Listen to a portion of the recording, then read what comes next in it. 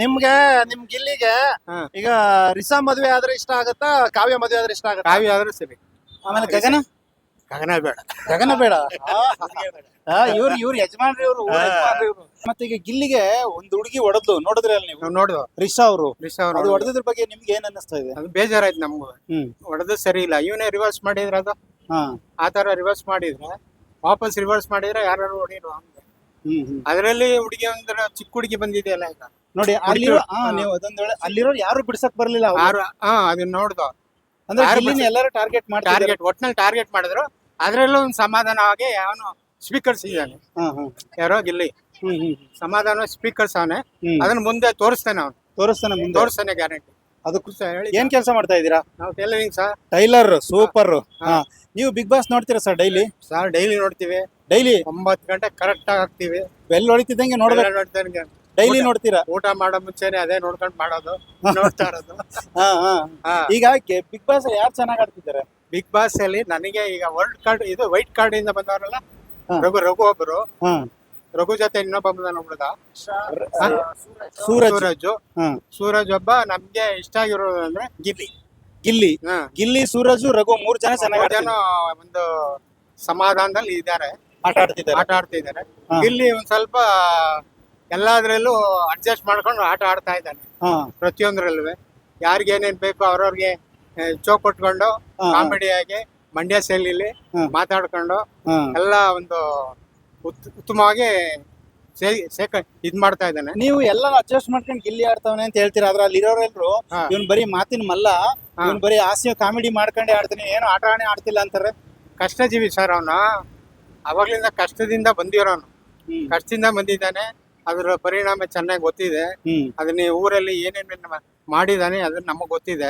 ನಾವು ಮಂಡ್ಯ ಜಿಲ್ಲೆಯವರೇ. ನೀವು ಮಂಡ್ಯ ಜಿಲ್ಲೆಯವರೇ. ಹಳೆ ಬೂದ್ನೂರು ಅವರು.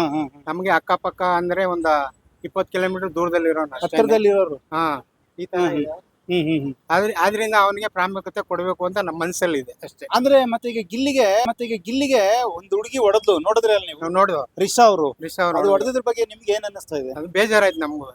ಹೊಡೆದು ಸರಿ ಇಲ್ಲ. ಇವನೇ ರಿವರ್ಸ್ ಮಾಡಿದ್ರೆ ಅದು ಆ ತರ ರಿವರ್ಸ್ ಮಾಡಿದ್ರೆ ವಾಪಸ್ ರಿವರ್ಸ್ ಮಾಡಿದ್ರೆ ಯಾರು ಹೊಡಿರು. ಅದರಲ್ಲಿ ಹುಡುಗಿ ಒಂದ್ರ ಚಿಕ್ಕ ಹುಡುಗಿ ಬಂದಿದೆಯಲ್ಲ ಈಗ ನೋಡಿ ಅಲ್ಲಿರೋ ನೀವು ಅದೊಂದ್ ವೇಳೆ ಅಲ್ಲಿರೋರು ಯಾರು ಬಿಡ್ಸಕ್ ಬರ್ಲಿಲ್ಲ ಅವ್ರು.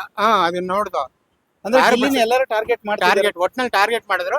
ಅದ್ರಲ್ಲೂ ಒಂದು ಸಮಾಧಾನವಾಗಿ ಅವನು ಸ್ಪೀಕರ್ಸ್ ಇದ್ದಾನೆ ಯಾರೋ ಗಿಲ್ಲಿ ಸಮಾಧಾನ ಸ್ಪೀಕರ್ಸ್ ಅವನೇ. ಅದನ್ನ ಮುಂದೆ ತೋರಿಸ್ತಾನೆ ಅವನು ತೋರಿಸ್ತಾನೆ ಗ್ಯಾರಂಟಿ. ಅದಕ್ಕೋಸ್ಕರ ಒಂದು ತಾಳ್ಮೆಯಿಂದ ನೋಡಿ ಅಷ್ಟ್ ಜನ ಇದ್ರು ಕೂಡ ಯಾರು ಹತ್ರಕ್ ಬರಲಿಲ್ಲ. ಒಂದೇ ಒಂದು ಚಿಕ್ಕ ಹುಡುಗಿ ಓಡ್ ಬಂತು. ಅದು ಚಿಕ್ಕ ಹುಡುಗಿ ಓಡ್ ಬಂದು ಚಿಕ್ಕ ಹುಡುಗಿ ಮಾತ್ರ ಬಂದು ಅದು ಸರಿ ಇಲ್ಲ ಅಂತಾನು ಹೇಳ್ತು ಹುಡುಗಿ. ಅದೇ ಇದು ಉಡುಪಿ ಕಡೆಯಿಂದ ಬಂದಿದೆಯಲ್ಲ ರಕ್ಷಿತಾ ಅದು ಚೆನ್ನಾಗಿ ಆಡ್ತಾ ಇದೆ. ಅದ್ರಲ್ಲಿ ಏನಂದ್ರೆ ಭಾಷೆ ಗೊತ್ತಾಗ್ತಾ ಇಲ್ಲ ಹುಡುಗಿ. ಮಾತಾಡೋ ಶೈಲಿ ಒಂಥರ ಏಕ್ದಮ್ ಮಾತಾಡ್ತಾಳೆ ಹುಡುಗಿ. ಅದರಿಂದ ಹುಡುಗಿನೂ ಚೆನ್ನಾಗಿ ಆಡ್ತಾ. ಈಗ ಗಿಲ್ಲಿ ಯಾರಿಗೆ ಏನಾದ್ರು ತೊಂದ್ರೆ ಆದ್ರೂ ಓಡೋಗ್ತಿದ್ದ, ಯಾರಿಗೆ ಸಮಸ್ಯೆ ಆದ್ರೂ ಮಧ್ಯದಲ್ಲಿ ಹೋಗ್ತಿದ್ದ. ಆದ್ರೆ ಅವನಿಗೆ ಸಮಸ್ಯೆ ಆದಾಗ ಯಾರು ಬಂದು ಸಪೋರ್ಟ್ ಮಾಡಿಲ್ಲ. ಅದರಿಂದ ನಮಗ್ ಬೇಜಾರು. ಈ ಸರಿ ಯಾರು ಗೆಲ್ಬೇಕು ನಿಮ್ ಪ್ರಕಾರ? ಈ ಸರಿ ನಮ್ಮ ಗಿಲ್ಲಿನೇ ಗೆಲ್ಲಬೇಕು ಅನ್ನೋ ನಮ್ಮ ಮನಸ್ಸಲ್ಲಿದೆ ಸರ್.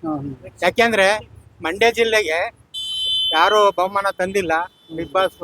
ಅವನಿಗೆ ಸ್ವಲ್ಪ ಕೊಡ್ಬೇಕು ಅನ್ನೋ ಎಲ್ಲಾರು ಓಟು ನಾವ್ ಹಾಕ್ತೀವಿ ಅನ್ನೋ ಮಟ್ಟದಲ್ಲಿ ಇದೀವಿ ಸರ್. ಅದ್ರ ನೀವು ಗಿಲ್ಲಿ ಗೆಲ್ಬೇಕು ಅಂತ ಇದ್ದೀರಾ, ಆದ್ರೆ ಅಲ್ಲಿರೋರು ಎಲ್ರು ಕೂಡ ಗಿಲ್ಲಿನ ಟಾರ್ಗೆಟ್ ಮಾಡ್ತಿದ್ರೆ ಹೆಂಗಾದ್ರೂ ಮಾಡಿ ಗಿಲ್ಲಿನ ಹೊರಗಡೆ ಕಳಿಸ್ಬಿಡ್ಬೇಕಂತ. ಇಲ್ಲಿ ಯಾರು ಅಂತೆ ಇದು ಅವನ್ನ ಇದ್ರು ಸರ್ ಯಾರು ಇಲ್ಲ ಅಂತೀವಿ. ಅಶ್ವಿನಿ ಗೌಡ ಒಬ್ರೆ ಡ್ಯಾನ್ಸ್ ಮಾಡ್ತಾ ಇರೋರು ಪ್ರತಿಯೊಂದ್ರಲ್ವೇ. ಗಿಲ್ಲಿ ಹಂಗಿರೋ ಹಿಂಗಿರೋ ಆ ತರ ಈ ತರ ಹೇಳ್ಕೊಂಡು ಅವ್ಳದೇ ಭಾಷೆಯಲ್ಲಿ ಹೇಳ್ತಾ ಇದಾರೆ. ಪಾಪ ಅವರು ಬಂದಿದಾರ ಬಿಗ್ ಬಾಸ್ಗೆ, ಆಟ ಆಡ್ಲಿ ಚೆನ್ನಾಗಿ ಆಟ. ಜಾಸ್ತಿ ಅಶ್ವಿನಿ ಅವರೇ ನಿಮ್ಮ ಗಿಲ್ಲಿ ಮೇಲೆ ಟಾರ್ಗೆಟ್ ಮಾಡ್ತಿದ್ದಾರೆ. ಗಿಲ್ಲಿ ಮೇಲೆ ಜಾಸ್ತಿ ಇರೋದು ಅವ್ರ ಮೇಲೆ ಎಲ್ಲ ಪ್ರತಿಯೊಂದ್ರ ಮೇಲೆ ಅದೇ ಇರೋದು. ಇಷ್ಟೊಂದು ಎಲ್ಲಾರ ಮಧ್ಯದನು ಒದಗಿ ಗಿಲ್ಲಿ ಬರ್ತಾನೆ ಅಂತ ಅನ್ಸುತ್ತೆ ನಿಮ್ಗೆ? ಗ್ಯಾರಂಟಿ ಇದೆ. ಈಗ ನಿನ್ನೆ ಹುಡುಗಿ ಯಾರೋ ರಿಷಾ, ನೀನು ಒಂದು ಬನಿಯನ್ ಹಾಕೊಂಡು ಒಂದೇನೋ ಇದ್ ಮಾಡ್ಕೊಂಡು ಸಿಂಪತಿ ತೋರ್ಸ್ಕೊಂಡು ಏನೋ ಗೆಲ್ಬೇಕು ಅನ್ನೋದಕ್ಕೋಸ್ಕರ ಬಡತನ ತೋರಿಸ್ತಾ ಇದೀಯ ಅಂತ ಹೇಳ್ತಿದಾರಲ್ಲ, ಅದು ಸತ್ಯ? ನಾವು ಬಡತನದಿಂದ ಬಂದಿರೋದು ನಿಜ ಸತ್ಯ. ಅದನ್ನೇ ಇಟ್ಕೊಂಡು ಗೆಲ್ಲಕ್ ಹೋಯ್ತಿದ್ದಾನೆ. ಅವನೇನಂದ್ರೆ ರೈತನಾಗಿ ಬಂದು ಅದನ್ನ ಕಸುಬು ರೂಢಿಸ್ಕೊಂಡು ಹಳ್ಳಿಲಿ ಯಾವ್ದೊಂದು ಇದ್ ಮಾಡ್ಕೊಂಡು ಯೂಟ್ಯೂಬ್ ಚಾನೆಲ್ ಮಾಡ್ಕೊಂಡು ಯಾವ್ದೋ ಒಂದು ಇದಕ್ ಸೇರ್ಕೊಂಡು ಇವಾಗ ಈ ಜಿ ಟಿವಿಲಿ ಸೇರ್ಕೊಂಡಿದ್ದಾಗ ಅವರು ಅದು ಕೆಲ್ಸಕ್ಕಾಗಿ ಸೇರ್ಕೊಂಡು ಡೈಲಿ 700 ರೂಪಾಯಿ ಕೂಲಿ ಅವ್ನು ತಗೊಂಡು ಮುಂದೆ ಬಂದಿರೋದು. ಈಗ ಅಲ್ಲ ಅವ್ರು ಹೇಳ್ತಾ ಇರೋದು ಏನಂದ್ರೆ ನೀ ಗೆಲ್ಲೋಕೋಸ್ಕರ ಬಡತನ ನಾ ಬಡವ ಅನ್ನೋ ತೋರ್ಸೋಕೋಸ್ಕರ ಬನಿ ನಾಕ ಆಟ ಆಡ್ತಾ ಇದೀಯಾ, ನೀನ್ ಎಲ್ರ ತರ ಆಟ ಆಡ್ತಾ ಇಲ್ಲ ಅಂತ ಹೇಳಿದ್ದಲ್ಲ. ಅದು ತಪ್ಪದು ಯಾವ್ದೇ ಕಾರಣಕ್ಕೂ ಆತರ ಇಲ್ಲ. ಚೆನ್ನಾಗಿ ಈಗ ಅವನ ಏನಂದ್ರೆ ತಲೆಯಲ್ಲಿ ಚೆನ್ನಾಗಿ ತುಂಬಿಕೊಂಡಿದ್ದಾನೆ. ಯಾರ್ಯಾರು ಏನೇನ್ ಆಟ ಆಡಿಸ್ತಾರೆ, ಯಾರ್ಯಾರು ಏನೇನ್ ಮಾತಾಡ್ತಾ ಇದಾರೆ ಎಲ್ಲ ಗೊತ್ತಿದೆ ಅವನು ಚೆನ್ನಾಗಿ. ಆದ್ರೆ ಮುಂದೆ ವಾರದಲ್ಲಿ ಗೊತ್ತಾಗುತ್ತೆ ನಿಮ್ಗೂ. ಅಣ್ಣ ಯಾಕೆ ಎಲ್ಲೇ ಕರ್ನಾಟಕದಲ್ಲಿ ಎಲ್ಲೇ ಹೋದ್ರು ಕೂಡ ಗಿಲ್ಲಿ ಗೆಲ್ಬೇಕು ಅಂತಾರಲ್ಲ. ಇಲ್ಲ ಚೆನ್ನಾಗಿದ್ದಾನೆ, ಆದ್ರೆ ಆಕ್ಚುಯೇಷನ್ ಅಲ್ಲಿ ಫೇಸಲ್ಲಿ ಏನಿಲ್ಲ ಅವನಿಗೆ. ಆಕ್ಟಿಂಗ್ ಅಲ್ಲಿ ಚೆನ್ನಾಗಿದೆ, ಮಾತಲ್ಲಿ ಟ್ಯಾಲೆಂಟ್ ಇದೆ, ಮಾತಲ್ಲಿ ಚೆನ್ನಾಗಿದೆ. ಮುಂದಕ್ಕೂ ಬೇಕಾದ್ರೆ ಯಾರಾದ್ರೂ ಬಿಗ್ ಬಾಸ್ ಅಲ್ಲಿ ಔಟ್ ಆದ್ರೂ ಅವನ್ನ ಯಾರಾದ್ರೂ ತಗೋತಾರೆ ಡೈರೆಕ್ಟರ್ಗಳು ನೋಡಿ. ಈ ತರ ಚಾನ್ಸ್ ಇದೆ ಅವನಿಗೆ, ಅದೃಷ್ಟ ಇದೆ. ಗೇಮ್ ಅಲ್ಲಿ ಚೆನ್ನಾಗಿ ಆಟ ಆಡ್ತಾ ಇದ್ದಾನೆ. ಅದಕ್ಕೋಸ್ಕರ ಇದಾಗ್ತಿದೆ ಅಂತ ಹೇಳಿ. ಈಗ ಹುಡುಗಿ ಅಶ್ವಿನಿ ಗೌಡ ಅವರಿಗೆ ಒಂದು ಚಾಲೆಂಜ್ ಹಾಕಿದ್ಲು ರಕ್ಷಿತಾ, ನೀನು ಹೊರಗಡೆ ಕಳ್ಸಿ ನಾನು ಹೊರಗಡೆ ಹೋಗೋದು ಅಂತ. ಅದ್ರ ಬಗ್ಗೆ ಏನಂತೀರಾ? ಹೊರಗಡೆ ಕಳ್ಸಿ ಅದೇ ಅಶ್ವಿನಿ ಗೌಡ ಅವ್ರನ್ನ ನಿಮ್ಮನ್ನ ಹೊರಗಡೆ ಕಳ್ಸಿ ನಾನು ಹೊರಗಡೆ ಹೋಗೋದು ಅಂತ ಹೇಳುದು ಮಸಿ ಹಾಕುವಾಗ. ಅದ್ ನೋಡಿದೀರಾ? ನೋಡಿದ ಮೊನ್ನೆ ಅದು ಸತ್ಯ ಹಂಗಾಗುತ್ತ? ಅದು ಅದಾಗಲ್ಲ. ಯಾಕಾಗಲ್ಲ? ಯಾಕಾಗಲ್ಲ ಅಂದ್ರೆ ಮಸಿ ಬೆಳೆದಿಟ್ಟಿಗೆ ಆಚೆ ಕಳ್ಸೋಕ್ಕಾಗುತ್ತಾ? ಅದ್ರ ಕಂಡಿಡಿಬೇಕಲ್ವಾ, ಏನ್ ತಪ್ಪಿದೆ ಕಾರಣ ಇದೆ ಅಂತ ಕಂಡಿಡಿಬೇಕು. ಮಸಿಲ್ದೆ ಇವಾಗ ನಿಮ್ಮೂರು ಗಿಲ್ಲಿದು ಲವ್ ಸ್ಟೋರಿ ನಡೀತೈತೆ, ಏನ್ ಅನಿಸ್ತೈತೆ ನೋಡ್ತಾ ಇದೀರಿ? ಲವ್ ಸ್ಟೋರಿ ಅಂದ್ರೆ ಇವಳ್ದ ಅಂದ್ರೆ ಕಾವ್ಯಿಂದ ಏನಂದ್ರೆ ನಡಿಬಹುದು, ಹೇಳಕ್ ಆಗಲ್ಲ. ಇವನ್ಗೆ ಇಂಟ್ರೆಸ್ಟ್ ಇದೆ, ಅವಳಲ್ಲಿ ಏನಿದೆ ಅನ್ನೋ ಅವಳು ರಾಖಿ ಕಟ್ಟರು ಕೂಡ ಕಿತ್ತಾಕೊಡ್ಲು ಆಮೇಲೆ ತಿರ್ಗಾ ಅಂತ ಅಣ್ಣ ಅಂದ್ರೂ ಕೂಡ ಲವ್ ಮಾಡ್ತೀನಿ ಅಂತಾನೆ. ಏನ್ ನಿಮ್ ಗಿಲ್ಲಿ ಕತೆ ನಿಮ್ಮೂರು ಪಕ್ಕದವನು ಅಂತಿರಲ್ಲ, ಸರಿಯಾ? ನಿಮ್ ಹುಡುಗ ಮಾಡ್ತಾ ಇರೋದು ಸರಿಯಾ? ಎಲ್ಲರಿಗೂ ಮನ್ಸಿದೆ, ಒಂದ ಹೆಣ್ಣಿನ ಮೇಲೆ ಪ್ರೀತಿ ಅಮ್ಮಮ್ಮ ಇದ್ದೇ ಇರುತ್ತೆ. ಏನ್ ಬೇಕಾದ್ರೂ ಮಾಡ್ಬೋದು, ಏನ್ ಬೇಕಾದ್ರೂ ಆಗ್ಬೋದು.